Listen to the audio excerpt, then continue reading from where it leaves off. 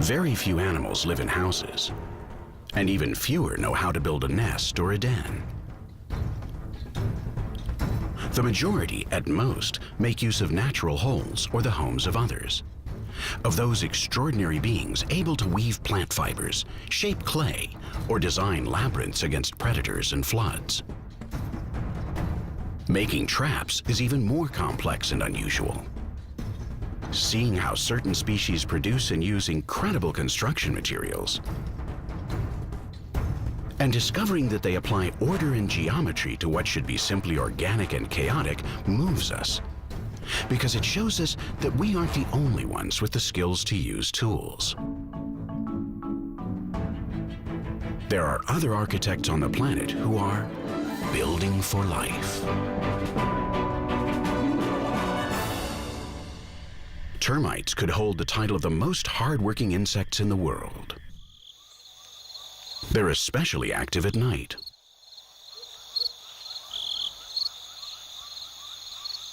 It's been a while since the sun went down in Brazil. A tamandua is slowly ambling among the branches of the trees. It's in no hurry. It's not hungry. It's already had dinner. Hundreds of furious soldier termites are still holding on to its fur, an indication that only a few minutes ago, the small anteater attacked their colony.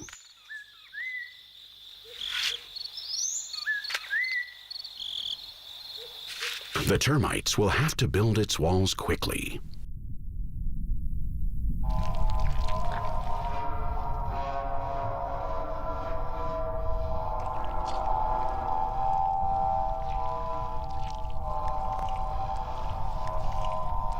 They have to patch up the holes which air currents can blow in through.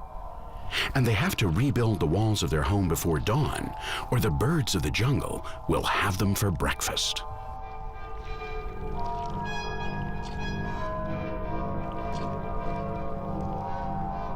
Their building material is chewed up wood, processed in their intestines with feces and digestive juices, which dry as soon as they are placed on the structure, acquiring it a surprising solidity that endows the nest with great durability.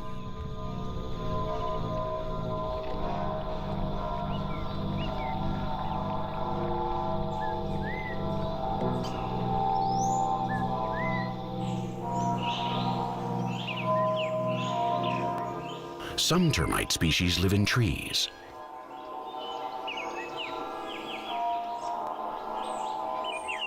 Others prefer the ground.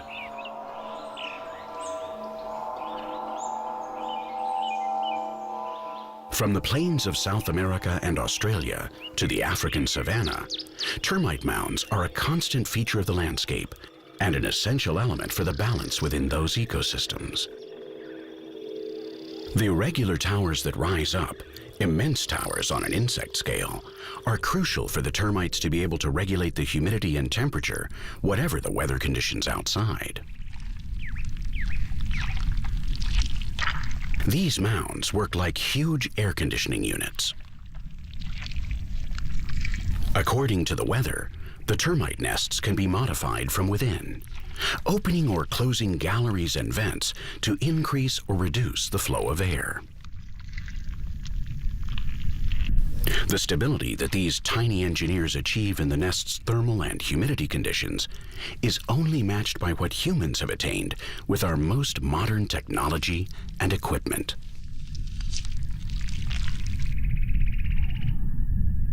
If they don't live in a fortress like the termites, to which very few can gain entry, living in one fixed place is unthinkable for wildlife. Above all, because that's very hazardous. Going to the same place several times a day would raise the risk of being detected by predators considerably. It would leave such an easy trail to follow that survival would be impossible. That's why the immense majority of animals have no home. Besides, for a species to design and build a good sanctuary, one that's safe and stable, it needs some very specialized evolutionary adaptations. Deft extremities are essential to be able to dig or weave branches or collect stones. And one also needs an instruction manual that comes included with the genes for those extremities, or else it has to be learned.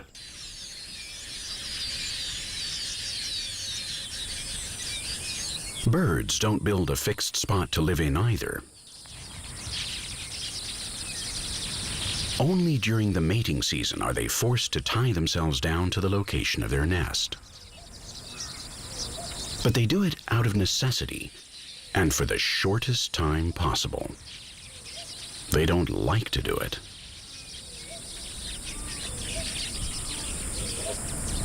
The season that they spend building the nest and then raising their brood is a time of maximum stress for them.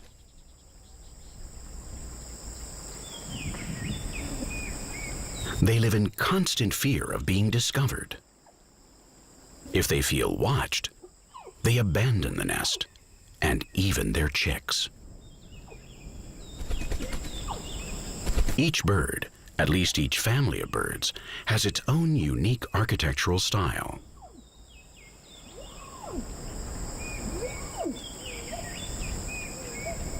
Some, like the little long-tailed tit, build with such sophisticated materials as spiderwebs or lichens. The result is a nest that is perfectly integrated into the landscape.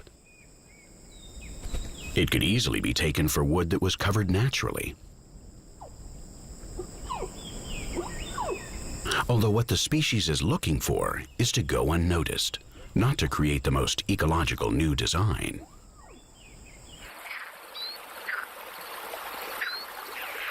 Grebes build on the water. Their floating platforms are like houseboats. They're moored to underwater plants so that they can't drift away. But they have to be able to move up and down in case the water level changes.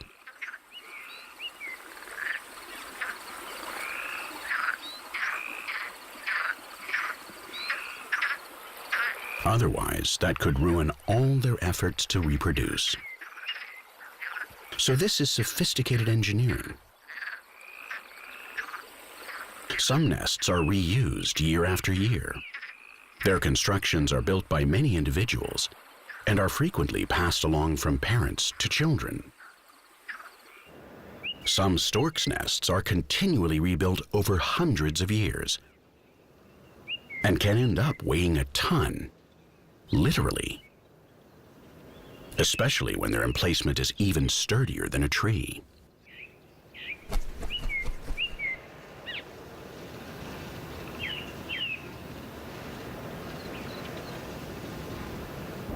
Despite the incredible variety of techniques employed and structures built by the 10,000 species of birds, many birds opt for the simplest solution: to make use of what nature provides.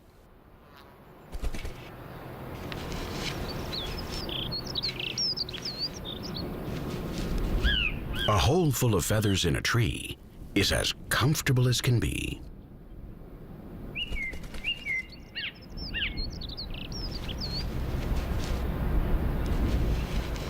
And if they build the right-sized entryway, no one can get inside to attack them.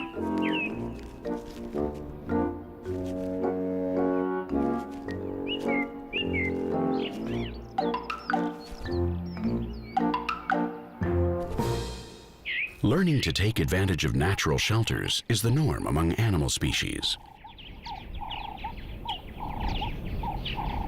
On the one hand, this obeys the principle of minimal effort, that is, of not doing anything that isn't essential.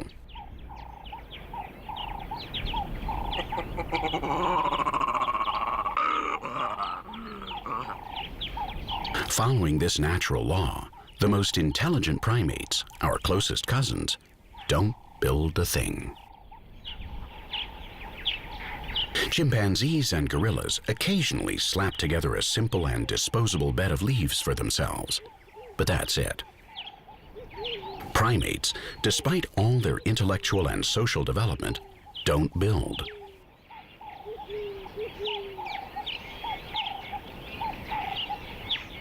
The monkey house par excellence is a tree.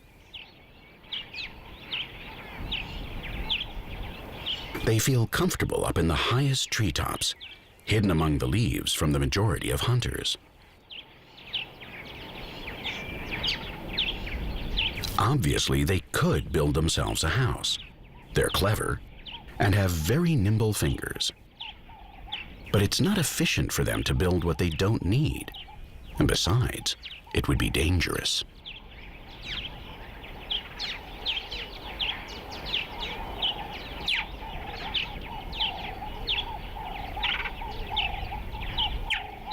Building a nest can become a death trap for the builder.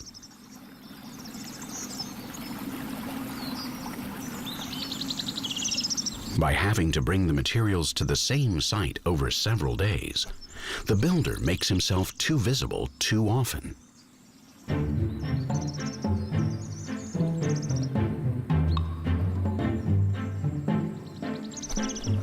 The work can complicate even the ability to move around, as some construction materials are hard to transport and can get caught on stuff all over the place.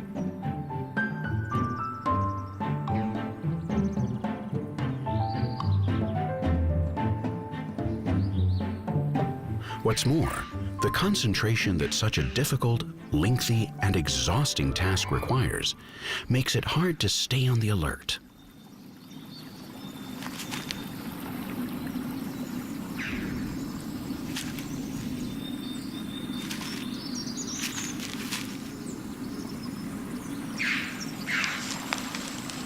When a bird works on its nest, it may be digging its own grave. And it knows that and gets scared.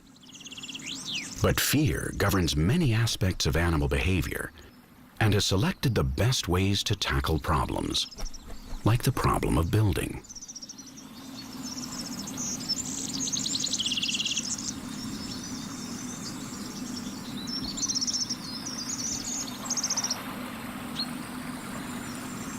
In this case, fear has evolutionarily led cattle egrets to congregate in breeding colonies. Surrounded by others of their own species, they feel safer. And in fact, they are.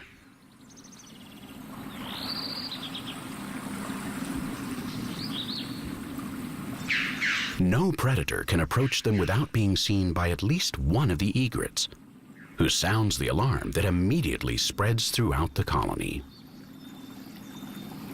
The presence of an intruder can even unleash a mass attack. So it's unlikely that any hunter that potentially could feed on egret chicks will dare to drop by. But even if they are safer, that doesn't mean that the birds in the roost are at ease. Their large numbers provide security, but also lots of tension caused by living so close together.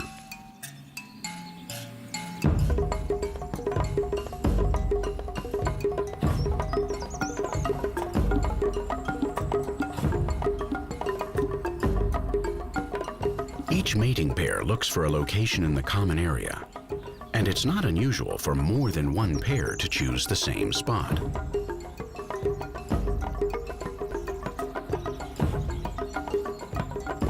Despite the spats with their neighbors, one of the best options to minimize the dangers during the reproductive period is to build next to others, whether or not they come from the same stock. Some birds, like this bittern, prefer to breed without having to put up with others of their species around them. But they value not being alone, and so they seek the company of egrets. Their strategy provides the advantages of a communal roost, but without having to endure living with their own kind. It's not the only species that thinks this way. Both solitary species and gregarious ones gather in the same trees with the aim of achieving safety in numbers. The breeding and survival rates in these roosts are very high. And if there aren't more of them, it's because it's hard to find places that meet all the requirements of such populous colonies.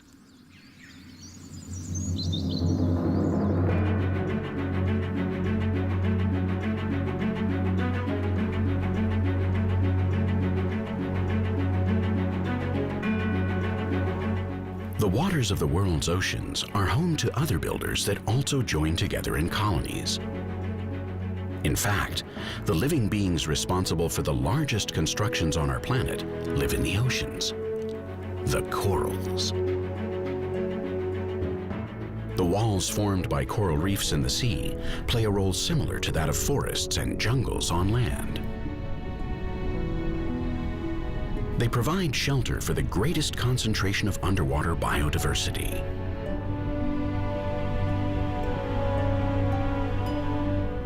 The living coral polyps are found only on the surface layer of the structure. They're joined one to another by a cup of calcium carbonate that each individual polyp slowly secretes throughout its life. A coral polyp is a very small animal similar to an anemone with a set of tentacles around its mouth.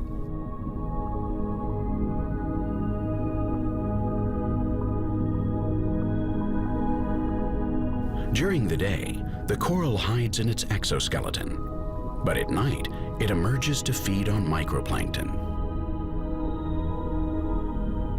But this forms only a part of its diet, as many coral species live in symbiotic association with plant-like bacteria and feed on nutrients the bacteria make with photosynthesis.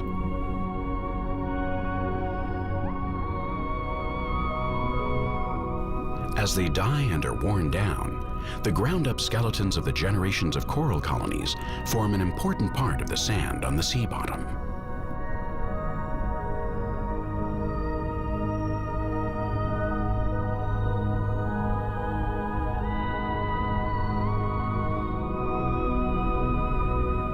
The sand at the bottom of the sea is made of coral particles and also of bits of shells. Shells are one of the most primitive and common forms of protection.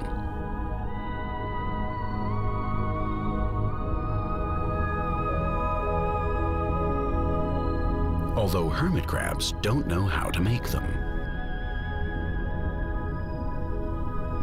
They have to steal a mollusk's shell. The only problem is that the shell, obviously, doesn't grow with the crab as a snail's does. So when a hermit crab has eaten a lot, and its body is getting ready to move into a larger exoskeleton, it has to look for a new shell it can fit in.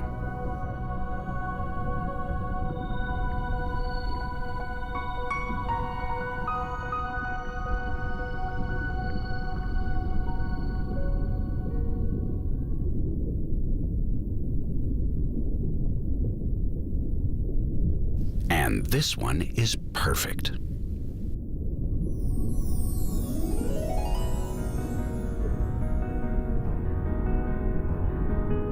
The hermit crab isn't a builder, however. He's just copied someone else's idea. The idea of the best builders, though.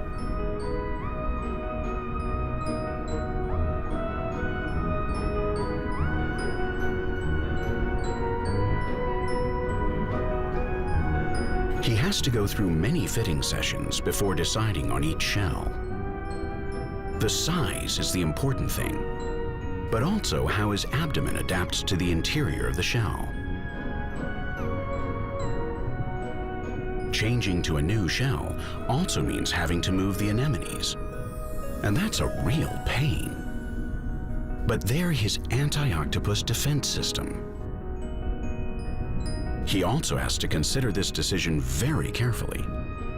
Should I change or not? Okay, I'll change. It's decided.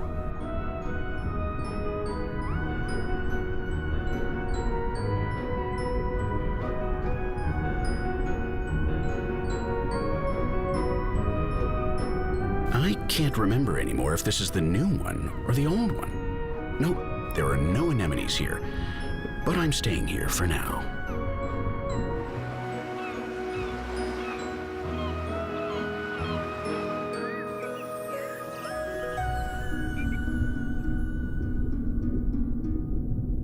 ecosystem drives its inhabitants to make certain evolutionary adaptations depending on the circumstances and the opportunities it offers them.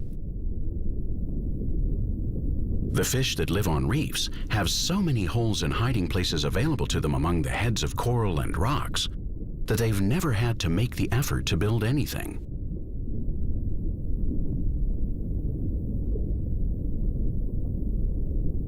Fish in general, whether freshwater or saltwater, aren't great builders either.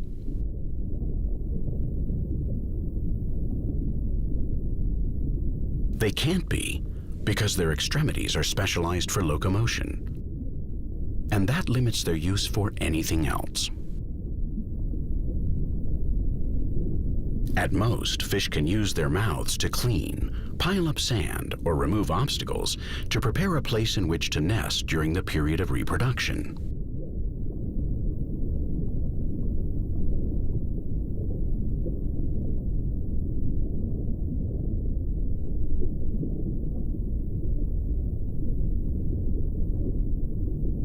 And in addition to the scant versatility of their fins, the movement of the water undermines the stability and durability of any construction in this liquid medium. So maybe that's why so few fish species find it worth their time to build a house.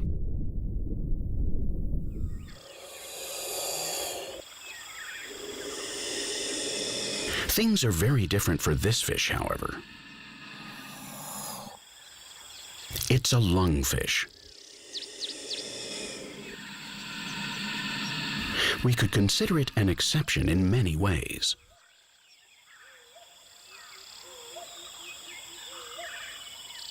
It's a surprisingly skilled builder.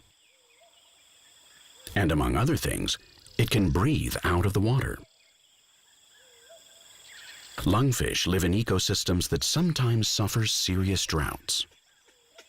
Places where even the smallest ponds dry up.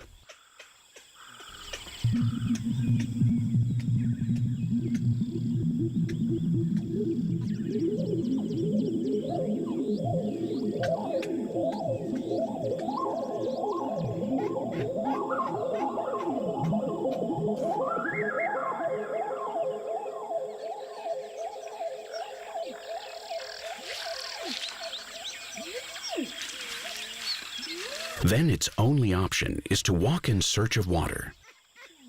But it can't walk very long distances on its fins, and it would undoubtedly die. It just needs to find a soft spot in the ground where it can bury itself in the mud, and then build itself a survival chamber.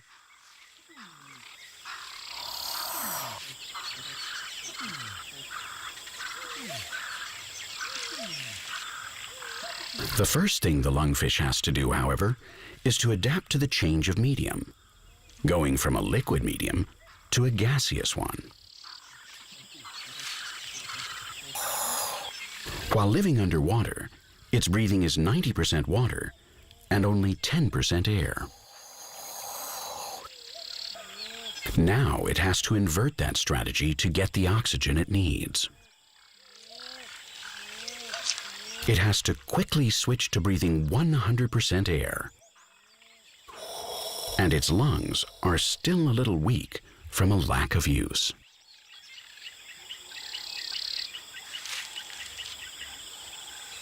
It's a traumatic and urgent process because its greatest danger is dehydration. And it's very hot. Its only chance for survival is to bury itself in the mud. Its fins aren't much help. So its only tool is its head. Lungfish don't really dig because they don't have anything to dig with. So it just shoves in, pushing with all its might, breathing all it can.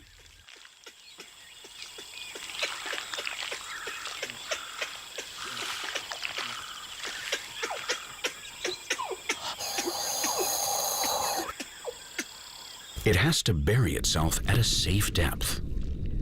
Maybe 30 centimeters of mud over its head will guarantee it enough moisture until water floods the area again next year. or the year after that. The lungfish never knows how long the drought will last. Little by little, it reaches the depth that its instinct dictates, but the effort demands more oxygen.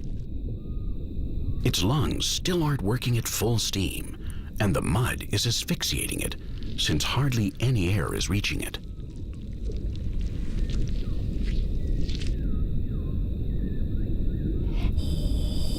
It's exhausted. It takes a breath and agonizingly takes another. It has reached the depth it needed to. Now, with these spasms of its body, it packs down the walls of its little chamber, making it durable and creating a small space around itself so that the air can circulate a little. Its chamber is almost finished. Now it will rest, and its metabolism will gradually slow down, little by little, until its body shuts down almost completely, consuming nothing, feeling nothing, almost dead.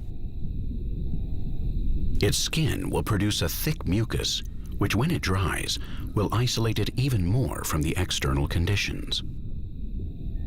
And so sealed off, buried alive, but almost as if it were dead, it can wait for the next rainy season. And some lungfish have survived waiting like this for more than 10 years.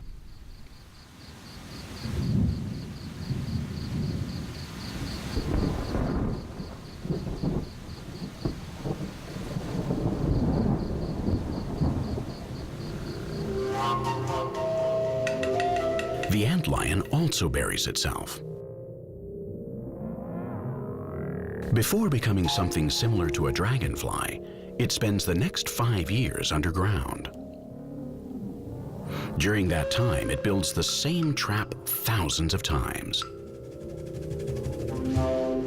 It's one of the most chilling traps in the animal kingdom. Nonetheless, it becomes no more skillful over time. The instruction manual is written in its genes, and so if it doesn't change locations, its first work will be almost identical to the last.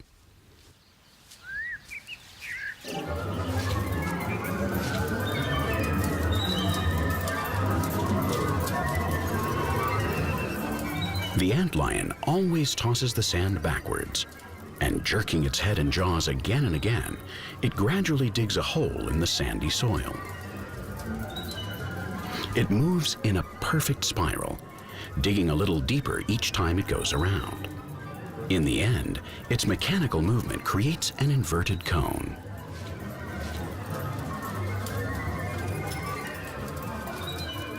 The walls of the cone are sloped at a specific angle that varies accordingly to the kind of sandy substrate, how adherent it is, and the size of its particles. The temperature and humidity can also influence how firm the surface of the cone's walls is, in relation to the weight of the antlion's victims and the way they walk.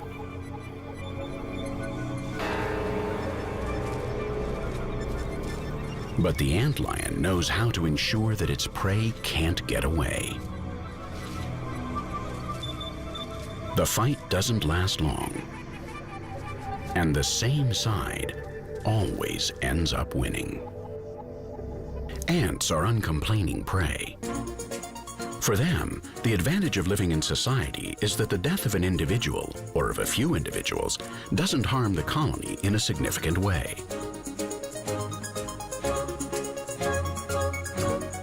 What defines social insects isn't that a large number of them live together, but that the members of their society fulfill diversified roles according to the work they carry out. Among ants, above all, there are soldiers and workers. Almost all of them are busy worker ants.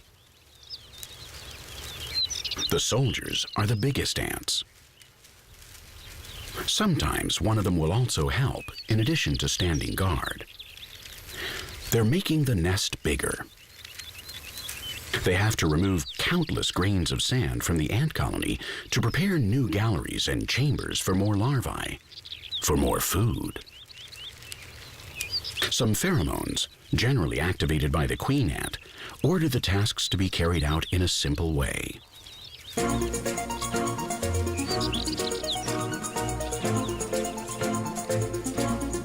The order determined by chemistry is infallible.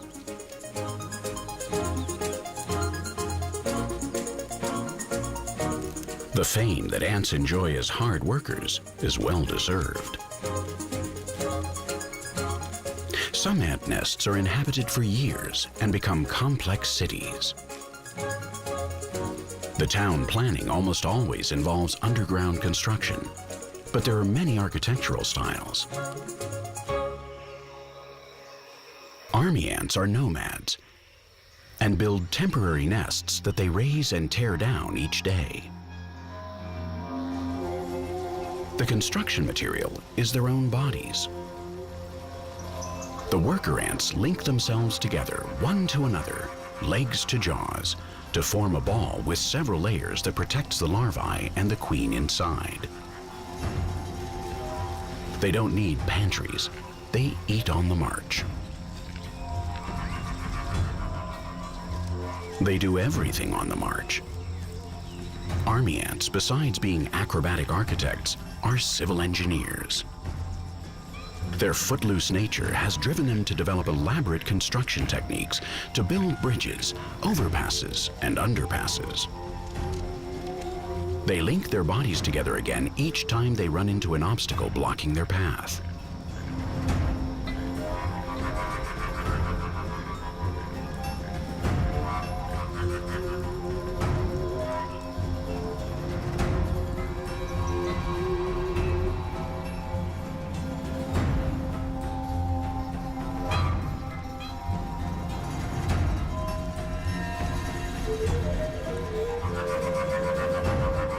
Innumerable worker ants carpet the jungle floor to increase the cruising speed of the whole colony.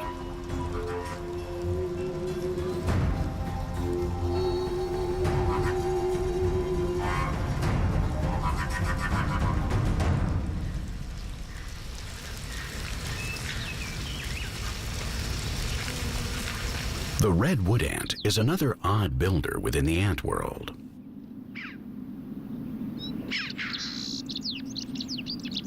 It doesn't build its nests underground, but rather on the surface, although always somewhere in a forest. When red wood ants are active, the workers constantly supply plant material for the rest, forming an enormous mound up to 1 meter high. These structures keep a constant temperature inside. Thermally, they work just like underground ant nests. But in addition, like termite nests, it's easier to regulate their temperature. By opening and closing the windows and doors, these ants control the temperature of their home in a simple way, adjusting to the season and to the time of day or night.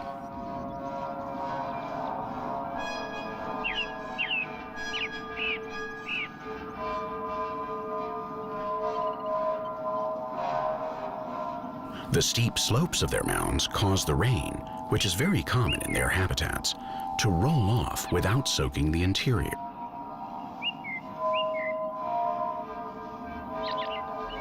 It's an idea that many others have copied with their roof designs.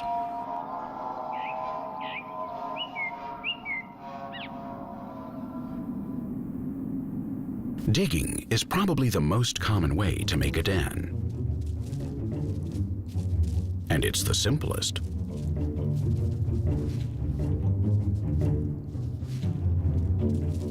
It only requires a bit of continued effort and some hands with fingernails, or some agile and tireless legs, and knowing how to use them, of course.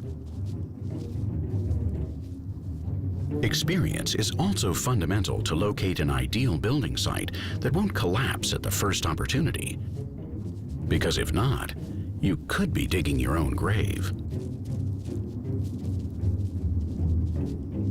other words, digging is easy, but making a lair is not. Nothing is easy in nature. And there's an additional problem with underground living quarters. Lots of animals can locate you.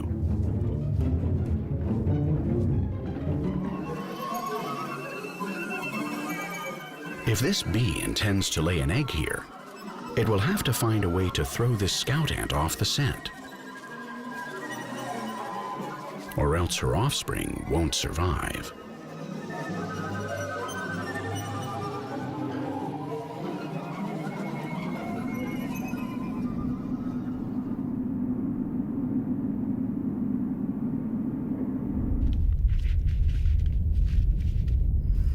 Among mammals, there are several families that also know how to dig in the ground.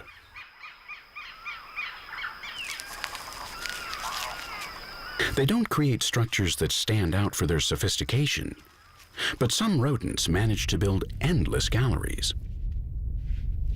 They're burrows that maintain mild temperatures all year round. In these tunnels, it's also possible to find pantries far from the heat or the rain. Some rodents store up to 10 kilos of seeds. And there are studies that assert that some passageways are designed to channel and divert the sudden torrents of water that the rains can cause.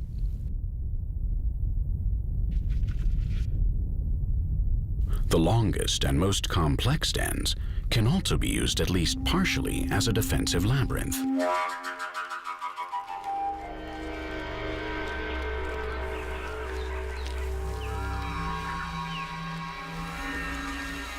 If the owners of the lair are followed inside, they've got a good chance of throwing off their predator.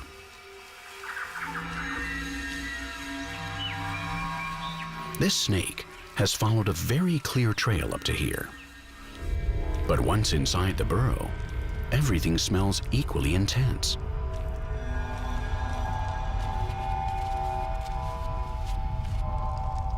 And the snake is in the dark and doesn't know the terrain. The rodents are playing on their home field and can move faster than their attacker. And they have more than one exit.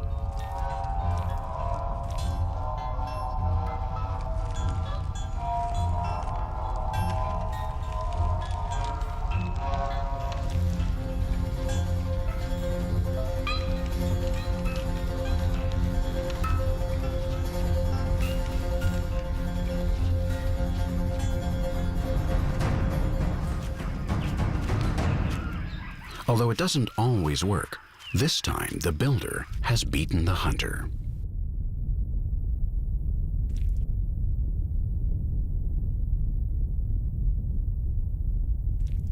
In general, we don't find master architects or engineers among fish, nor reptiles, nor amphibians, nor even mammals. The beaver, however, is the super exception among vertebrate animals. These industrious fellows are very technical builders that are able to raise enormous works of engineering. We might think that their giant teeth, which never stop growing, or their powerful chewing muscles, which can fell any tree nibble by nibble, are their key evolutionary adaptations. But we'd be wrong. It's their brain with which they design the dikes and dams that alter the course of the water in the ecosystems they live in. The presence of beavers offers many other species new evolutionary possibilities. And it's just a rodent.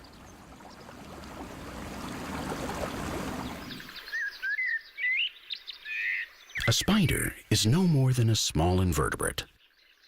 And yet its phylogenetic order is made up of the most advanced and specialized builders in the animal kingdom.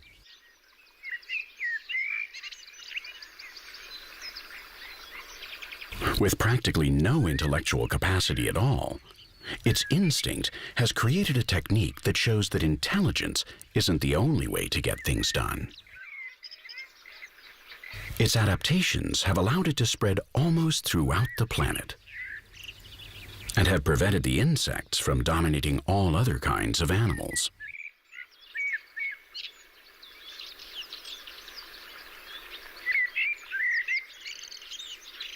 We all owe our existence to spiders, at least in part. And they owe their success to their silk. A huge Argiope spider is starting its construction process.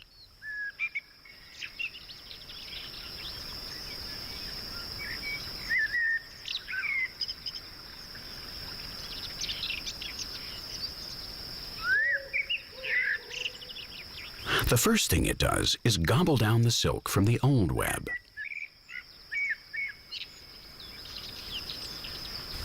Spider silk is a biological material that's too expensive to make to just throw it away.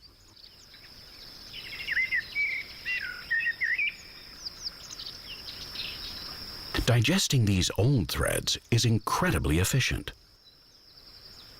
90% of the material that the spider swallows will be reused in the new web. Her silk glands full, the hunter can begin another web. The first step in its construction consists of preparing the parametric tensors that will define the structure.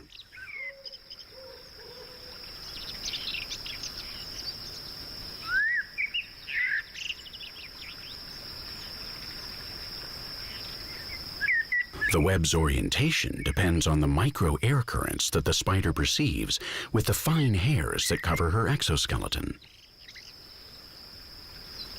Now she begins to lay down the web's radials.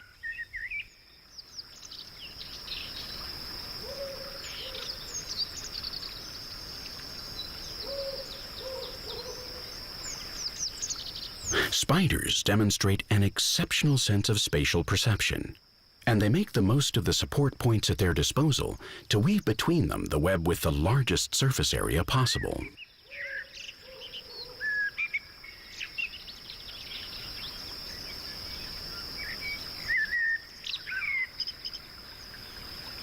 The spider weaves her hanger thread in the center of the web. It's made of very fine new silk that isn't sticky, and is created with a different technique that will cushion the impact of the prey so that the spider can react and keep her balance when the time comes.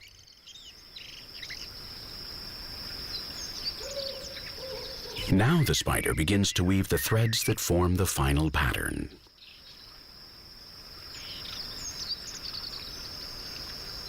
The threads in a spider web aren't all the same. Only these threads are impregnated with glue to keep prey from getting away. But the spider places its legs on all the radials that aren't sticky. What's more, she has a layer of oil on her feet that keep her from getting trapped along with her prey.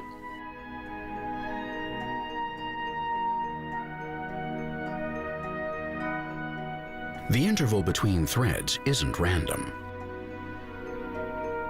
The distance the spider leaves between them is determined by her recent experience with the prey that are currently plentiful in her habitat.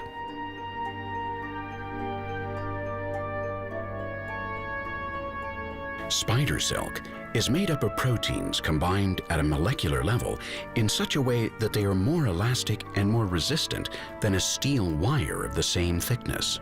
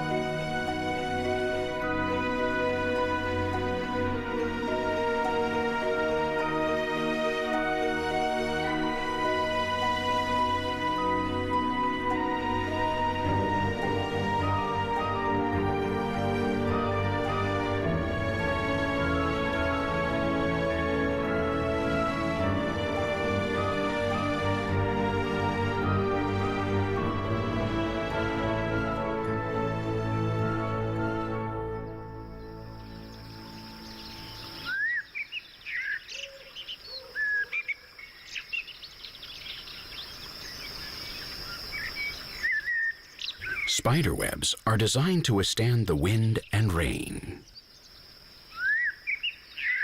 The morning dew reveals that there is a great variety of spiders and spider webs. Perhaps orb spiders are the most visible ones, but there are others that are more or less symmetrical, with a more or less recognizable geometry, and still others with a more chaotic appearance, but they are all pure engineering.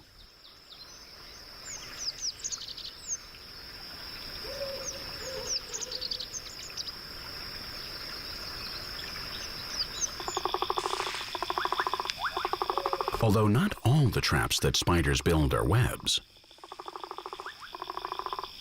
trapdoor spiders dig underground tubes that are lined with their silk, of course. Although it's not sticky silk, it just has to hold the soil in place and avoid uncomfortable friction. It also controls the humidity. When the hole is finished, the trapdoor spider covers it with a door made with sticky silk and sand. That's how it perfectly hides its lair.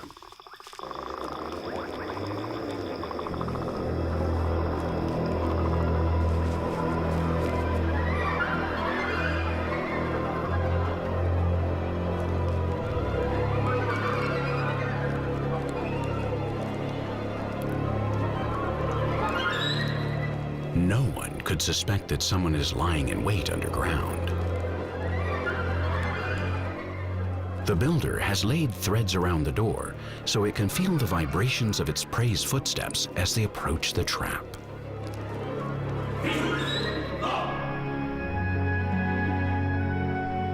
Perhaps the only construction that can rival spider silk in importance is the hexagon.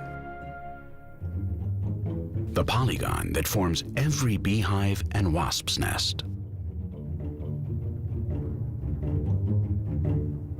In reality, wasps and bees have almost nothing in common except this geometric shape that they use to build their nests.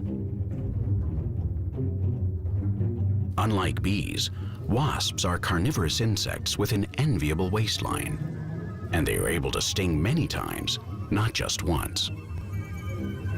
Their constructions are generally smaller and simpler. Wasps' hexagons are made of paper and cardboard, chewed up wood really, and they're useless after one season. The honeycombs of bees, however, can last decades, almost indefinitely. They're made of wax, a liquid that young bees secrete and that hardens when it comes into contact with the air. The composition of the wax can include up to 7 different types of antibiotics. Bacteria can't survive in that environment. Bees and wasps both keep their larvae in the hexagons, but bees also use them to store honey, their food. This geometric figure is able to fit together the greatest number of cells per unit of surface area, thus reducing the amount of construction material to the minimum. So hexagons are the most sustainable ecological constructions. Insect societies are one of the most widespread forms of life on the planet. Their success is due in large measure to the insect's mastery of construction. Specifically, bees are responsible for pollinating the plants in many ecosystems, and also of a major part of human crops. Nonetheless, we also appear to be putting bees in grave danger of extinction. And without them, our world couldn't survive as it is.